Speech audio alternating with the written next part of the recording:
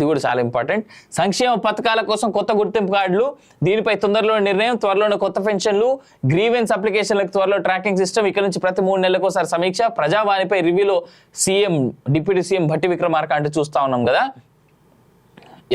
ఇగో దీంట్లో అన్నిటికంటే మెయిన్ సంక్షేమ పథకాల వేరే గుర్తింపు కార్డు. ఫిర్యాదును స్వీకరించిన తర్వాత మొబైల్ SMS ద్వారా సమాచారం ఇవ్వడంతో పాటు పరిష్కారమైన తర్వాత మళ్ళీ ఓ SMS ద్వారా తెలియజేయనట్టుగా నోడల్ ఆఫీసర్ దివ్య వివరించారు. కానీ అప్లికేషన్ ఇచ్చిన తర్వాత పరిష్కారం అయ్యేంత వరకు అది ఏ దశలో ఉందో తెలుసుకునే ట్రాకింగ్ సిస్టమ్ లేదన్నారు. అది కూడా అందుబాటులోకి వస్తే ప్రజలకు సగం ఆందోళన తగ్గుతుందని, దీన్ని అమల్లో పెట్టడానికి ప్రయత్నాలు జరుగుతున్నాయని డిప్యూటీ సీఎం దివ్య వివరించారు.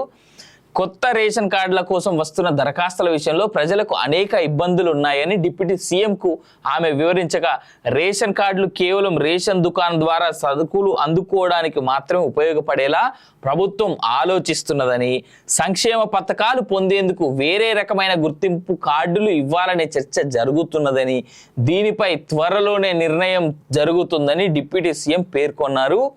కుట్టు మిషన్లు వాడుకునేలా శిక్షణ అవసరం అంటూ కూడా చూస్తా ఉన్నాం. ఇక ఏదేమైనా ఒకటి, రేషన్ కార్డుని కేవలం రేషన్ కోసమే లింక్ చేసి మిగిలిన కార్డులు ఏవైతే ఇస్తారో, అంటే వేరే వేరే అవసరాల కోసం వేరే వేరే కార్డులు ఇస్తామనేటువంటి మాట స్టేట్మెంట్ బాగానే ఉంది. బట్ దీని ఎంతవరకు ఆచరణీయం అనేటువంటి దాన్ని భట్టి విక్రమార్క కానీ లేదంటే రేవంత్ రెడ్డి కానీ బెటర్ ఎక్స్ప్లెనేషన్ ఇచ్చి ఉంటే బాగుండేది. హవెవర్ ఇంకా డిస్కషన్ స్టేజ్లోనే ఉంది అని చెప్పేసి ఆయన చెప్తా ఉన్నాడు. కాబట్టి అది ఆచరణలోకి వచ్చి దాన్ని అందుకునేలాగా ప్రజలందరికీ అందుబాటులోకి వచ్చేలాగా ఉంటే మంచిది అని, ఆ రకమైనటువంటి ఏదైనా ఎంకరేజ్మెంట్ జరిగితే దాన్ని ముందుండి మేమే గొంతెత్తి చెప్పేందుకు సిద్ధంగా ఉన్నామని కూడా చెప్తా ఉన్నా.